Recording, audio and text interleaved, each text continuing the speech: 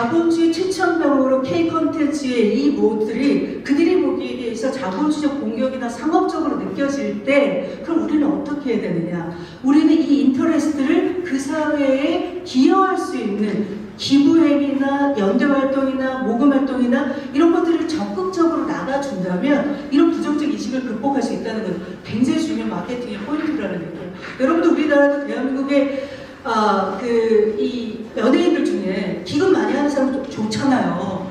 예, 주기적으로 기금하는 사람들 보면은 인도네시아가요 전 지구상에서 기부금으로 매해 내는 순위 1위 국가예요.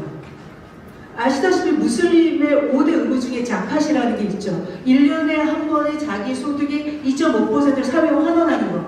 그것이 굉장히 종교적인 의무처럼 되어 있는 그런 나라에서 상업적으로 느껴진다라고 하는 이 두려움은 지속 가능하지 못하게 할 수 있는 요인이 된다는 얘기예요. 그러면 어떻게 마케터라고 하면 내가 이런 문제를 어떻게 극복할 것인가도 굉장히 중요한 포인트라고 생각됩니다. 그 다음에 자국 콘텐츠 산업보. 우리나라가 K 콘텐츠가 성장하는 데 있어서 이 자국 산업보도 했었잖아요. 다른 나라도 그렇게 할 거예요. 그러면 굉장히 중요한 포인트예요. 어떻게 하면 그 나라의 컨텐츠 산업을 보호하면서도 우리의 컨텐츠를 계속적으로 지속할 수 있을까라고 하는 쌍방향적인 윈윈 전략에 대한 고민, 이것들을 배우시고, 이런 거는 나라별로 다 다르지만 굉장히 흐름은 비슷한 부분이 있습니다. 그렇습니다. 그 다음에 이런 부분들이 긍정적이기도 하고 부정적이기도 하지만 인도네시아는 지금 현재 2022년에 지금 현재에서 보면은 한류에 대한 열정, 그 다음에 그거에 대한 기대감이 상당히 높은 사회라는 거예요. 한류 이용 확산 정도라는 또 그 컨셉을 개념을 만든 거예요. 응답자가 한류 콘텐츠를 얼마나 다양하게 소비하느냐, 또 얼마나 집중적으로 소비하느냐.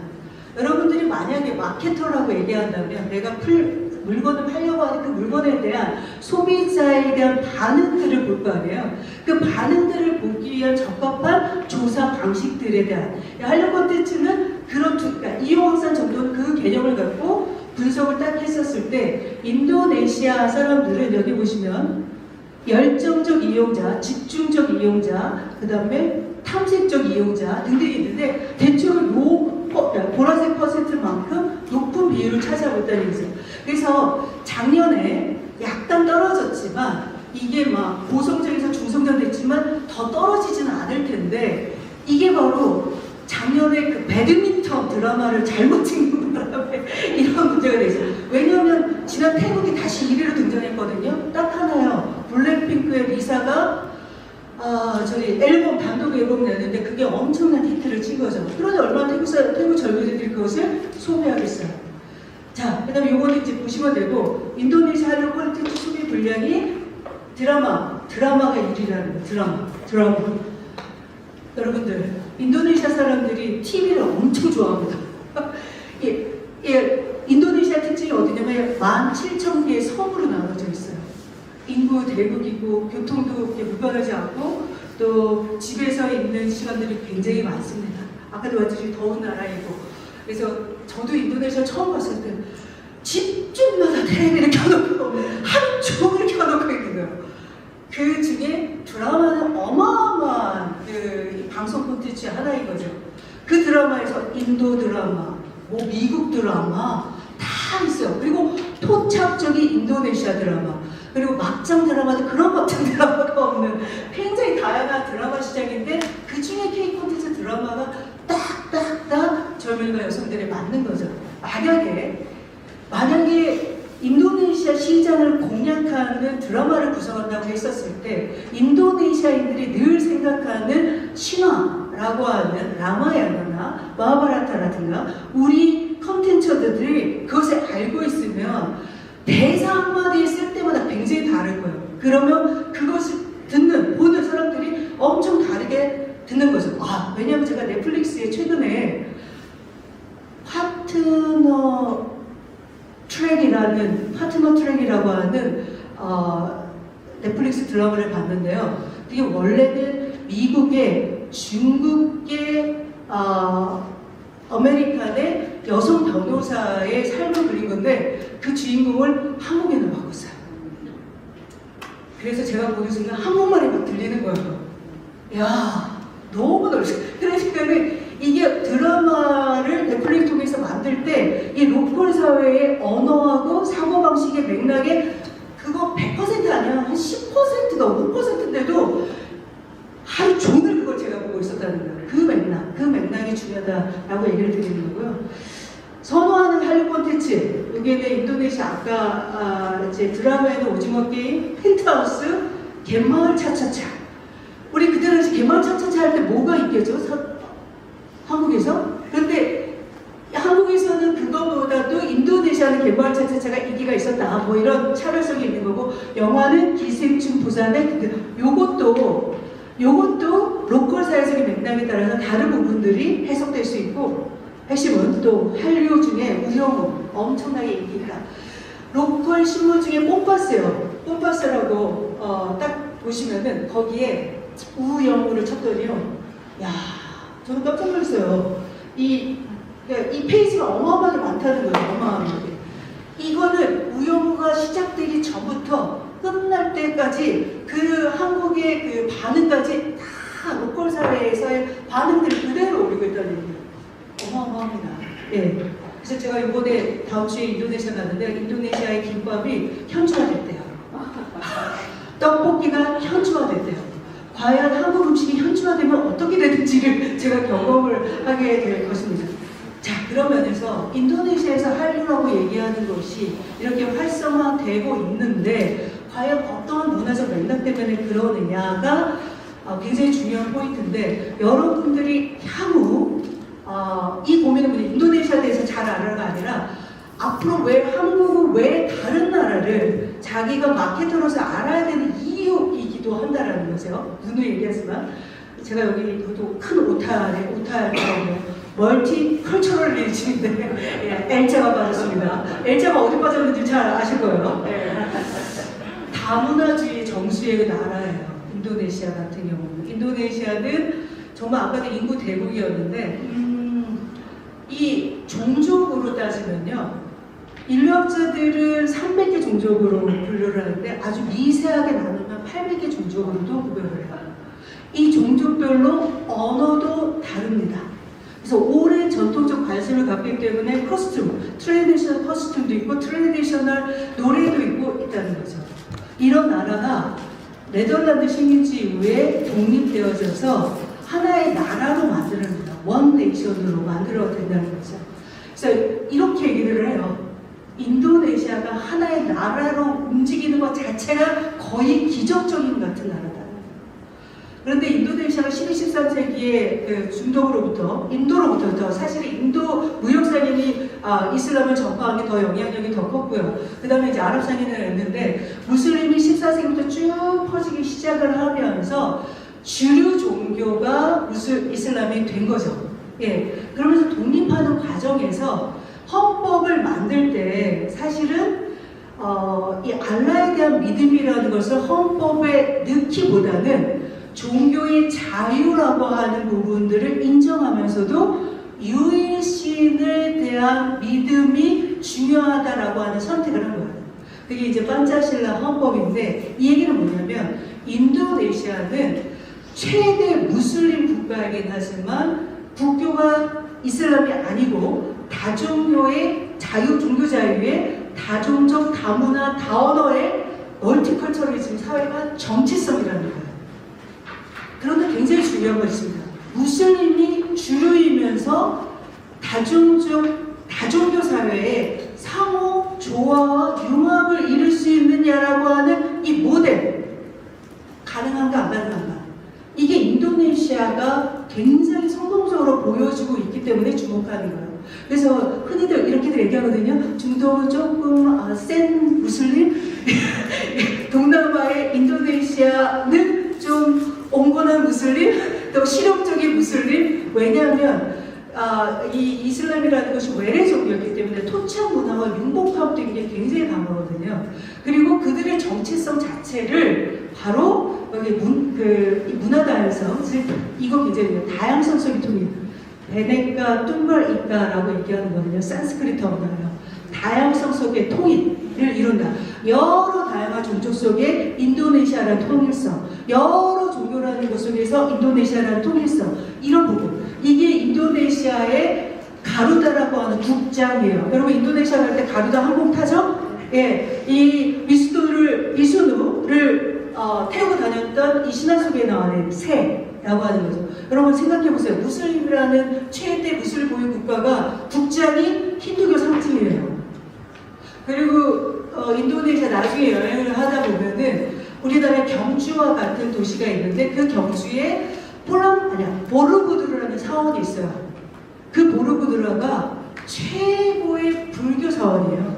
8세기죠. 그러니까 인도네시아가 무슬림이 최대 국가이지만 그 저변에 있는 문화 다양성의 민감도, 폭이 높다라는 거예요. 우리나라 어때요? 문화 다양성에 대한 이해가 아주 낮다라는 거 여러분이 알 거예요.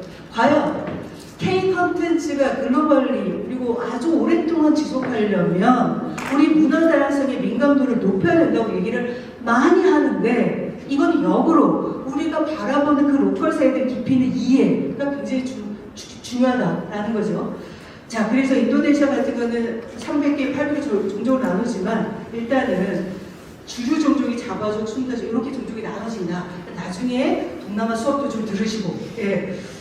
자, 그래서 아까 굉장히 중요한 얘기, 제가 왜 한류에 있어서 한국의 그 K 콘텐츠가 발전됐느냐라고 하는 부분은 여러분들은 잘 못 느끼시겠지만 우리나라가 독재를 18년간 경험을 했잖아요. 그리고 민주화 이 얘기를 거쳐서 직선제 대통령으로 최초로 직선제 대통령을 뽑고, 그리고 나서 정권이 야당으로 교체가 된 우리나라에 1997년 지나서야 우리나라 민주주의 전반적인 분위기가 있기 때문에 문화산업이 융성하는 것과 맥을 같이 해요. 그럼 인도네시아는 어땠을까? 인도네시아에도 전 사회 코드가 뭐냐면요, 민주화 이후에 엄청난 변화예요. 인도네시아는 32년간이나 군부가 권위주의를 유지를 했어요. 그리고 98년 이후에 민주화를 쫙 이행을 하죠. 그러면서 인도네시아 정부가 가장 중요시 여기 역점적으로 생긴 바로 사업이 문화 컨텐츠 산업이에요. 그거를 인도네시아 말로 창의경제라고 합니다. 크리에이티브 에코노미. 이게 인도네시아식 사고방식이에요. 인도네시아식 사고방식. 그러니까는 유럽식에서는, 유럽은 다 그렇게 얘기를 한다고 그러더라고요. 창의경제라고 얘기를 한다고 그러더라고요. 그래서 유네스코도 창의경제, 그것이 여러분들이 알고 있는 컨텐츠 산업이라고 이해하시면 돼요. 그래서 인도네시아도 이 32년에 군부 권위주의를 종결을 하고 개혁주의와 자유주의와 민주주의에 대한 열망으로 변화를 하면서 굴뚝 없는 산업, 문화 콘텐츠 산업을 융성하게 했다, 증진시키는 데 기여를 했다라고 얘기를 합니다. 그래서 인디 정부가 가장 중요시 여기야 하는 산업 방향, 창의경제. 그래서 여러분들은 인도네시아의 창의경제 산업을 주목을 해야 된다. 이게 인도네시아가 앞으로 증진시키려고 하는 문화 콘텐츠 산업이기 때문에 그거 어떻게 접목을 시킬 거냐가 우리의 관점에서 중요하죠. 할 얘기가 많은데 진짜 아쉽습니다. 예, 그래서 K 콘텐츠 인도네시아 창의경제, 인도네시아 문화 콘텐츠 산업이 17가지 분야로 재설정이 됐어요. 2010년대는 15가지였는데 최근에, 그 다음에 이것을 주로 주목하는 정부 기구가 있다는 얘기예요. 창의경제청, 버르크라프라고 하는 창의경제청이 있는데 여기서 굉장히 주도적이에요. 창의경제의 인터내셔널 컨퍼런스를 한다는 거예요. 만약에 여러분들이 뭔가 내가 이제 취업을 해서 그런 데도 가면서 K 콘텐츠와의 접합 가능성에 대한 사례 발표도 좀 하고, 저는 이 얘기를 씁니다. 한류와 한나라의 접합 가능성에 대한 얘기를 지금 담론으로 설정해서 계속 얘기를 하고 있어요. 이게 문화 콘텐츠 안에서 융합이 되어져야 된다. 그러면 한류를 잘하는 사람과 이슬람 문화 베이스의 할랄이라는 키워드를 아는 사람들이 상호작용해서 협력해서 만들어질 가능성인 거죠. 그래서 음악 산업, 제가 여기에 제가 인도네시아를 있는 동안에 인도네시아 팝이 이렇게 감미롭다라는 걸 상상도 못했어요. 인도네시아 사람들 엄청 노래 잘합니다. 네. 인도네시아 가수들은 우리나라 가수보다 훨씬 더 노래 잘한다 그러면은 이건 안 되겠죠? 잘하는데 이게 아주 그렇게 얘기하더라고요. 코란을 항상 노래 꺾는 음을 많이 하잖아요.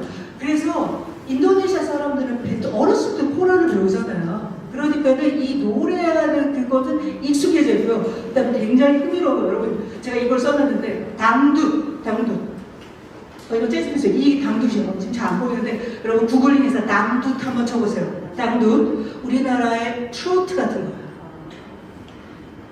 이제 이거는 필리핀, 인도네시아의 그 해양 동남아 국가들이 갖고 있는 아주 민중들이 아주 오래전부터 불러왔었던 송인 거예요. 트로트.